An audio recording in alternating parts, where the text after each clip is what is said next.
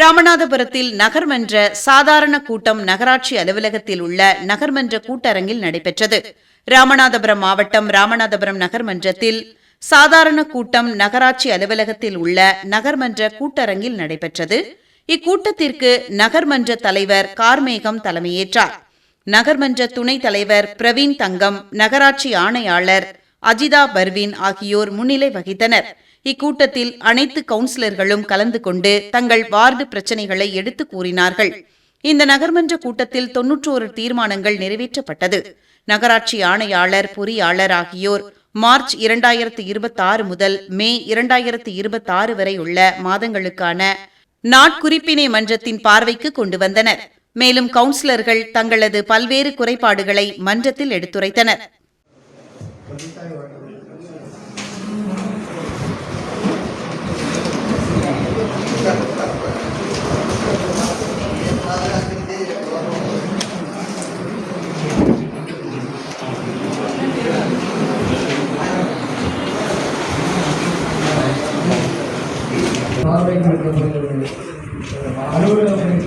மன்றம் பதிவு செய்ய பொருள் எண் 4,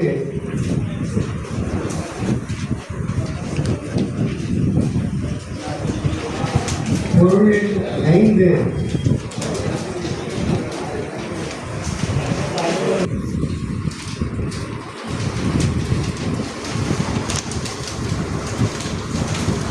பொருள் எண் 8,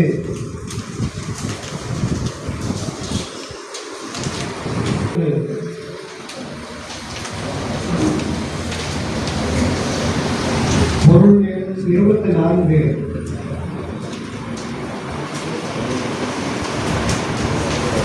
பொருள் எண் 25,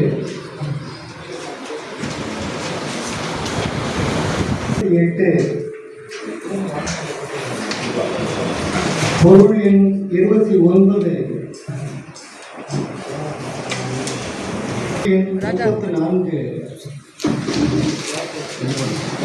பொருள் எண் 35,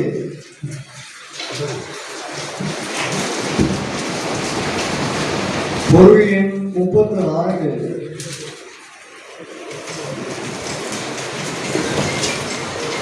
பொருள் எண் 37.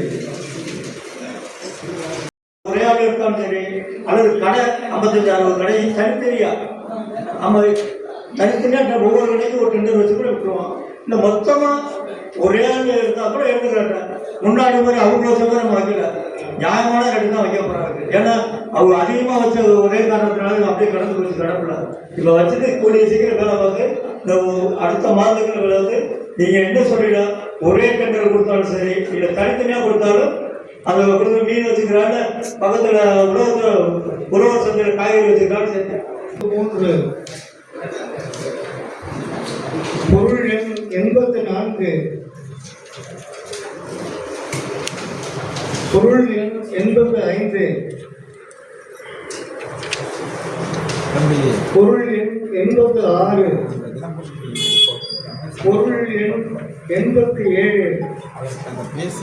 பொருள் எண் 88, பொருள் எண் 89. ஆவின் பூத்து வாங்குறவங்க யாருமே வந்து பூத்து பாய ஆரம்பிக்கிறது. எல்லாமே டீ கடையே பேக்கரியை வச்சு நடத்துறாங்க. அது பக்கத்திலேயே நம்ம ஒரு ஆவின் பூத்து வந்துருக்கு, பக்கத்திலேயே அந்த நுழைவாயில இருக்கு. அதனால இது வந்து அதனால நெருக்கடியா வேணாம், கொஞ்சம் மறுபரிசீலனை பண்ணுங்க. வேற ஏதாவது இடம் கொடுங்க. 71 அதே மாதிரி சர்ச்சிட்ட ஒன்று கொடுத்துருக்கீங்க. சர்ச்சிட்ட அது என்னன்னா, அதை பஸ் ஸ்டாண்டுக்கு அருகே ஏற்கனவே ஒரு பாக்ஸ் போட்டு ஒரு கடை வச்சிருக்காரு. அது எங்க கடையிலேயே இல்லை. பஸ் ஸ்டாண்டுக்கு அருகே கொடுத்துருக்கீங்க. சேல் பண்ணுங்க.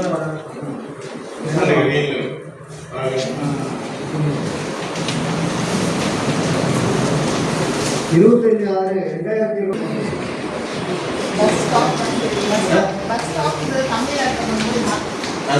ஸ்டாப் வேற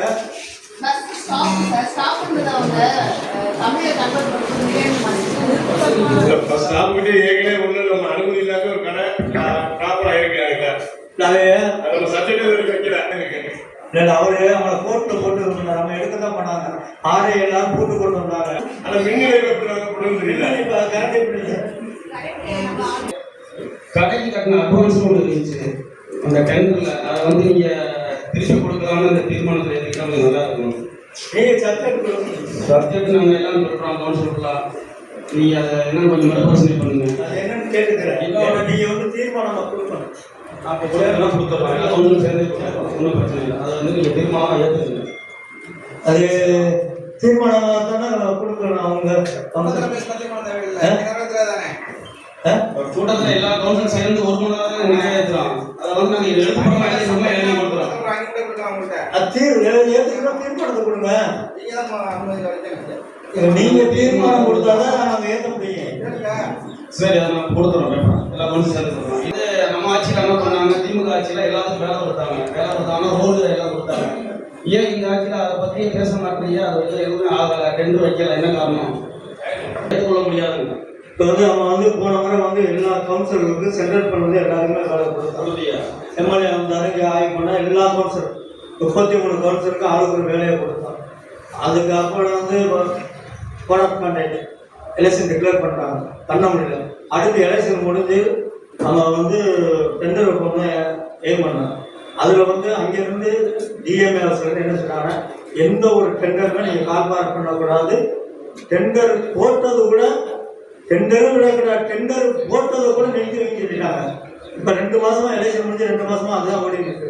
இப்போ தான் ஓப்பன் ஆகிருக்கு.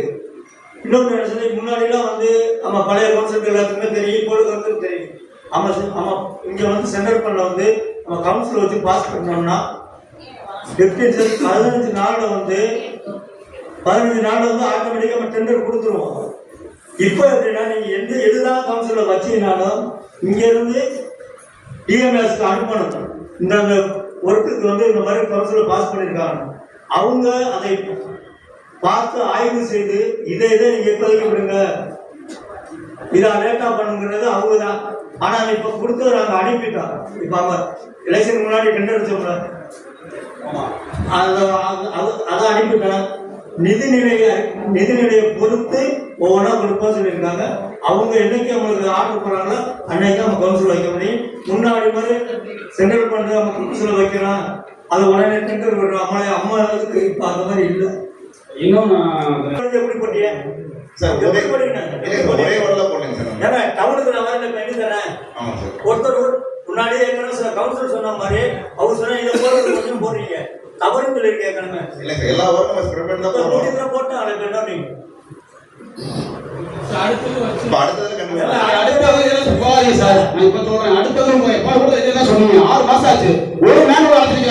அடுத்த கூட்டம் தான் சொல்றீங்க.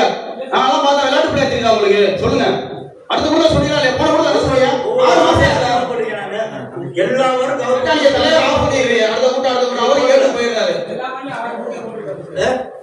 அவர் என்ன 32 இதுக்கு போட்டோ கேட்காமா? என் வார்டுல ஸ்கூல்ல சுத்தி சேலமா ஸ்கூல்ல சுத்தி 18 மேனுவல் 3 அடியில இருக்கு, 3 அடி தாவல இருக்கு. பஸ் போனா எப்படி போகுமா, ஸ்கூல் பிள்ளை எப்படி போகுமா, எப்படி போகும் நடுவுல வச்சிருக்கீங்க. அந்த கூட்டத்துல நீங்க நாளைக்கு நாள் நின்று வாங்க. எதுவுமே போடல, கூட்டத்திலே கத்திட்டு தான் இருக்கேன். நாளைக்கு 6 பேர் 7 பேர் வைக்கலாம். எல்லாம் கொஞ்சம் கன்சல்ட் பண்ணுங்க. முடிவு பண்ணிக்கோங்க. மன்றம் முடிவு பண்ணுவான். மன்ற முடிவு நீங்களே முடிவு டெபாசிட் கன்சல்ட் பண்ணியா? டெபாசிட் மன்றத்தில் கன்சல்ட் பண்ணியானே நீங்க பாருங்க. நீங்க எப்படி எடுத்துக்கிட்டீங்கன்னு தெரியல. பொருளுக்கு வந்து நிர்ணயம் பண்ணணும், மன்றம் தான் நிர்ணயம் பண்ணணும்.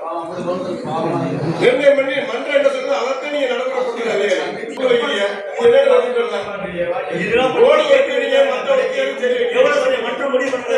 பொது விஷயங்கள்லாம் மன்றத்தில் கன்சல்ட் பண்ணணும். அதுபோல 2வது, அதாவது சென்னை உயர்நீதிமன்ற வழக்கு எண் WPM 4959/2019 ஒரு அரசாணை உத்தரவிட்டிருக்கு. அந்த உத்தரவின்படி நம்ம 2022 ஒரு இது பாஸ் பண்ணியிருக்கோம். சரி, அதான்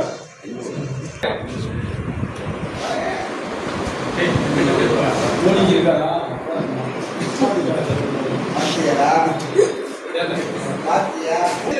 செய்கிறேன். சரி, என்னன்னு பார்ப்போம்ல. அண்ணே, அண்ணே, பாருங்க. நிறைய இருக்கு, நான் பொறுத்த இருக்கேன். இல்லண்ணே, இருக்கட்டும். அதாவது நீங்க போட்டிருக்கீங்கல்ல, அப்ப நம்ம எப்ப சொல்ல சொல்றது? எதுக்கு சொல்ல முடியாத இருக்குல்ல? ஆகியோர் ஏன் இந்த நாராஜன் ஒரு கூட்டத்துக்கு கூட அந்த கட்ட அது ஒண்ணு. அந்த ஆக்கிரமிப்பு முதல்ல ஆட சொல்லுங்க. மதுரை படிச்சா அந்த இந்த ஓடிட்டு இருக்கேன். டெய்லி அண்ணே, இந்த ஊர்ல ஓடிட்டு இருக்கு. வாங்க காமிக்கிறேன். ஊர்ல ஓடிட்டு இருக்கு. அது 4 வருஷமா தான் வருது. 5ஆவது வருஷம் கிடைச்சா பாத்துக்கிறோம். அண்ணே, டெய்லி நான் ஃபோன் பண்ணிட்டு இருக்கேன். வர்றாங்க, பாக்குறாங்க. அப்போதைக்கு தீர்வு பாதுகாத்துக்கிறேன். அது மேல எல்லா மேலும் உடனே 6 மாசம் இருக்கு. எங்க கொடுக்குறீங்க? அதிகமா 400 ரூபாய்க்கு நீங்க குறிப்பிட்ட செலவு போனாதே எல்லா இது வந்து ஒரு அந்த மனுக்கு பதில் கிடையாது. 2 வருஷம் ஆச்சு. ஏன் நான் எத்தனை அப்ப கவுன்சிலருக்கு என்ன மதிப்பு இருக்கு?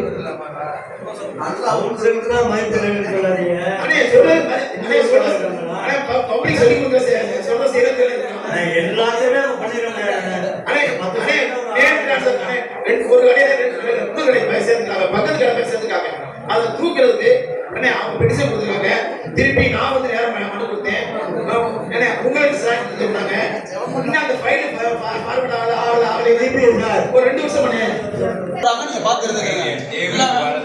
நீங்க எல்லாத்துலயுமே கரெக்டா ரூல் பண்ற மாதிரி இருக்கீங்க. அப்படி எல்லாரும் இருக்க முடியாது. நீங்க உங்க வரிக்கு அப்ளிகேஷன் கொடுத்தா 6 மாசம் ஆகுது. பாருங்க சார், உங்க மேல ரொம்ப கம்ப்ளைண்ட் வருது பாருங்க. அன்னைக்கு கூப்பிட்டு சொல்லிட்டேன். ஃபைல் கரெக்ட் இருந்தா நீ போடுங்க சார். ஃபைல் வந்து ப்ராப்பராக உடனே கேட்டு போடுங்க. இல்லைன்னா ஃபைல் ஏதாவது போய் போட்டு அனுப்பி விடுறாங்க. அனுப்பிட்டு அடுத்து வராது சார். நேற்று கூட உங்களுக்கு சொல்லிட்டேன். இப்போ சரியா எனக்கு பண்ணாது சார்.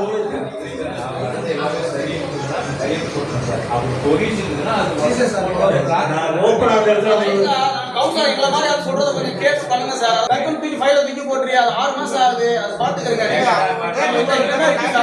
பேச வைக்காம பாத்துக்கங்க. அப்பா கிட்ட இருக்கு. அப்பா இறந்துட்டாங்க. மயக்கம் வந்திருக்கு. மயக்கம் வரதுக்கு எதுக்காக நம்ம ஏத்துனாங்க? 4000 போட்டு வரியா 10000 போட்டுருக்காங்க. அது எப்படி பாத்துருக்கு இது வரைக்கும். சரியா? தெருவுல இது வரைக்கும் பார்த்ததுல பாத்துறியா? அது சொல்லாதீங்க சார். நீங்க வாட்ஸ்அப் கொடுத்தவங்க ஏதோ எங்க ஊர்ல அதை அட்ஜஸ்ட்மென்ட் பண்ணுங்க. சரியா? நீங்க ஃபைல தூக்கி அப்படியே வச்சிராதீங்க. எல்லாரும் கம்ப்ளைண்ட் பண்றாங்க. பாத்துங்க சார். 500 பண்ணியா பாத்துங்க. நார்மல் உறுப்பினர்கள் அப்ளிகேஷன் கொடுத்தா தயவு செய்து உடனடியா சீல் செய்து அவங்களுக்கு நார்மல் உறுப்பினருக்கு ஒரு மரியாதை கொடுப்பதை கேட்டுக்கொள்கிறேன். நாடாளுமன்ற உறுப்பினருக்கு வந்து மரியாதை வந்து முதல் மரியாதை அவர். இப்ப புதிய அரசாங்கம் சோபா மாடல் ஆட்சி வந்து 1.5 மாசம் ஆச்சு. டெண்டர் வைக்கலன்னு சொன்னீங்க. காரணம் கேட்டா அனுமதி கொடுக்கலன்னு சொன்னீங்க.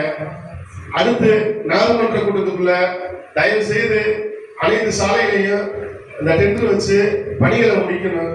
அப்படி முடிக்க முடியல அப்படின்னா அடுத்த கூட்டத்துக்கு நாங்க எல்லாம் இங்க உட்கார மாட்டோம். திமுக நாடாளுமன்ற உறுப்பினர் அனைவரும் வாசல்ல உட்கார்ந்து தர்ணா பண்ணுவோம்.